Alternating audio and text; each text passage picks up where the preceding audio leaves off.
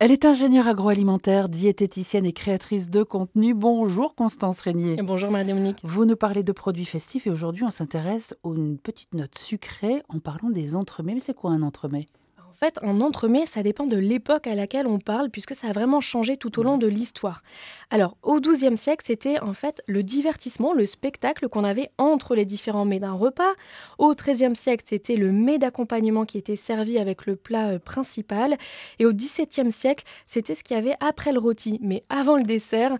Donc, c'était des petits fours avec de la confiture. Alors il existe différents types d'entremets. C'est ça. Il existe les entremets salés qu'on appelait entremets verts. Là, pour le coup, c'était vraiment une petite salade, des légumes cuits. Donc, ça n'a rien à voir avec ce qu'on connaît aujourd'hui. Et on avait ensuite des entremets sucrés. Donc, ça ressemble un peu plus à ce qu'on a dans nos rayons aujourd'hui, avec des gâteaux, soit des entremets chauds, des entremets froids comme des crèmes, des flans, ou même des entremets avec de la glace. Où est-ce qu'on les achète ces entremets ?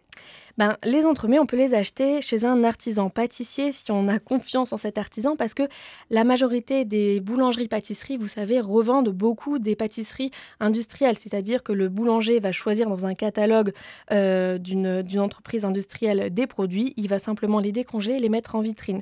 Donc là, il faut être quand même certain que votre artisan a fait sa pâtisserie maison et vous le voyez tout de suite en fait. Surtout au niveau des tartes, en fait, je regarde souvent le fond de tarte, si vous voyez que ça se ressemble tout le temps, C'est vrai. avec ce côté qui est juste parfait, à l'opposé de l'artisanal. Forcément, l'artisanal, c'est pas standardisé, il y a des différences.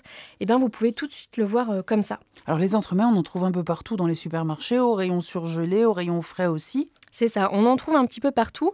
Au final, c'est la même chose que ce qu'on peut retrouver chez les pâtissiers qui revendent justement ces pâtisseries industrielles. Mais quand vous êtes dans la grande distribution, les marges sont beaucoup plus faibles. Donc, on utilise énormément d'ingrédients bas de gamme.